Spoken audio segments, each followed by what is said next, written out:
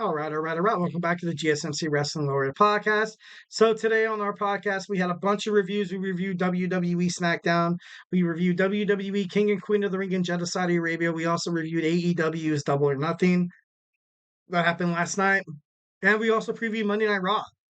So, like we always do on every Monday, I want to talk about a WWE superstar, any wrestling superstar that's kind of passed, but ultimately left their legacy in terms of the world of wrestling. So let's go ahead and dig on into that. I know a lot of you guys are, eagerly waiting for this soccer podcast with my man Emran. But why not? Give you a little more, another dose of wrestling in this overtime edition. I'm just kidding, no, no. But let's just move on. I don't want to get in trouble. So we have Chyna. Her name Joan Marie Laureate. She was born December 27th, 1969. She was a bodybuilder. Also, she's an author of her book. She's an actress. She's a fitness model, and she is the ninth wonder of the world. No one's probably done anything that Chyna has accomplished within any wrestling industry, any wrestling promotion. Kind of giving people you during her brought up, and definitely like something that I definitely understood from watching Chyna kind of grow up within the WWE is kind of give women just the thought and kind of give them the, be like, hey, like you can do it. Chyna's going out there, she's beating guys for the Intercontinental European Championships. She was in the Royal Rumble, she was in the King of the Ring. You can hang with the guys. And I know definitely past, in society and stuff like that, you've kind of seen a lot of like unfair treatment in terms of like financial and, rights and all that. But, this isn't that kind of podcast. So let's stick to Chyna. But, obviously, but that's something that you kind of have to talk about. That's something that Chyna did. That's although it is wrestling, a lot of people use that metaphorically for people to for Chyna to kind of reach young women all over the states, reach young women, aspiring to become WWE superstars. So Chyna, 110% was definitely one of the best women's wrestler of all time. She was She was made famous with her stable in D-Generation X, Triple H and Shawn Michaels, WWF Intercontinental Champion twice, also a WWF Women's Champion. After leaving WWE, she wrestled in New Japan Professional Wrestling and Total Nonstop Action in 2011. She also had the right, she also had the privilege. Well, I don't know privilege, like I don't know how to, but her accolades must be talked about. She was featured in Playboy. She was a cast member in The Surreal Life.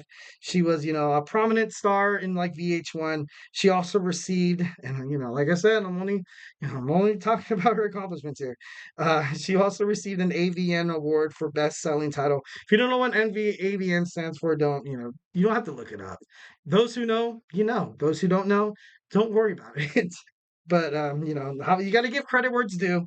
WWE Hall of Fame. She made it with DX in 2019. Love that. Love that she made her way in the Hall of Fame in terms of wrestling. She couldn't, didn't really think she was going to be able to kind of accomplishment on her own, but although she damn near did, like you know what I mean, like she was great.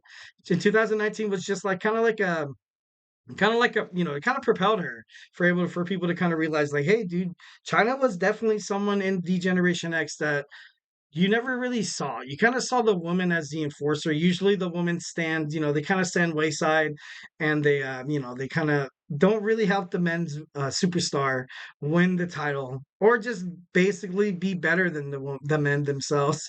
And obviously you saw him, you saw them fighting with Jeff Jarrett. So I thought that was pretty cool. And, she kind of stuck up for herself. And she was the original mommy. She was the original mommy. I see this all the time whenever I see Rhea Ripley. I gotta be honest. I think of Chyna, just like the bulkiness, the dominance, the leather. I You can't help but to think that Rhea Ripley kind of bases this whole new storyline of with Eddie, not with Eddie Guerrero's son, with Rey Mysterio's son, Dominic Mysterio, kind of like an homage, kind of paying homage to how Chyna was with Eddie Guerrero, because Chyna was known, she wasn't your Chyna doll. She wasn't your Chyna doll. She was able to, kind of throw down. She was able to kick ass.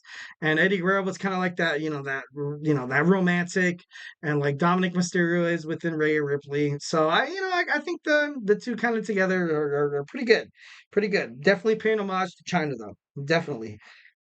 She left WWE November 30th, 2011. She did have an injury where she was not televised on TV for the longest time in terms of professional wrestling. This is, of course, when Triple H and Stephanie McMahon started their on-stage romance behind the scenes and also in front of the screens. You had the McMahon Holmes Lee era kind of going on, and Chyna kind of fell to the wayside of that. And a lot of people kind of depict Triple H as kind of like the bad guy because, like, dude, like, it's life. It's life 110%. I'm not, they were together for 4 years. I don't really know what happened between them. I don't, I know for a fact that after Joan's passing, her sister said that Triple H was nothing but good to Joan. Joan and Triple H disagreed with their family plans, having kids, and also Joan's substance abuse and mental health. Definitely was, one of the huge reasons that kind of caused a wedge within these two. So I love Triple H. I love Chyna. It's kind of hard to be like, oh, Triple H just ditched Chyna. Like, it sucks. He kind of, he was the reason why she did what she did. Like, you could believe that all you want, but in reality, sometimes you kind of have to take responsibilities for your own actions. And Chyna, although she was very gifted, she was also very, she was troubled. She was troubled. Life isn't easy. Life isn't easy. A lot of us have, we all have our vices. Best thing to do, kind of clinch onto the ones we love. Make sure we're very open with, certain unconscious or subconscious like feelings of depression and anxiety and stuff like that. And ultimately, like, if you're in trouble, reach out to somebody. That so definitely something that China passed away April 20th, 2016 of an accidental overdose in Redondo Beach, California. So loved China, definitely loved the way she kind of left you know a legacy, a legacy within wrestling, not just within the WWE. Like, you see it everywhere now. I honestly can go out on a limb and be like, none of these superstars, and this is going way out on a limb, that just success of women overall in society, not just wrestling, not just business, not just, politics. I know I'll be like, dude, calm down, Eric. She was just a wrestler. But you gotta realize sometimes you watch things when you're young. You watch things where you're young, you get a lot of, you know, inspiration. You get inspiration and a lot of just a lot of animosity. You get a lot of they're your role model. You're like, man, if China could do it, I can do it. Like, you know what I mean? And like I said, it might be a little aggressive, and I know a lot of you guys probably be like, Eric, you're dumb as hell. But but for me, who knows? Who knows who China would have, the best thing to do is pay respect. We lost China at a very young age. She was 46 years old. Definitely could have been, probably still wrestling to this point. So yeah, definitely love, miss China. Thoughts and prayers out to her family. She was an amazing woman, 110%.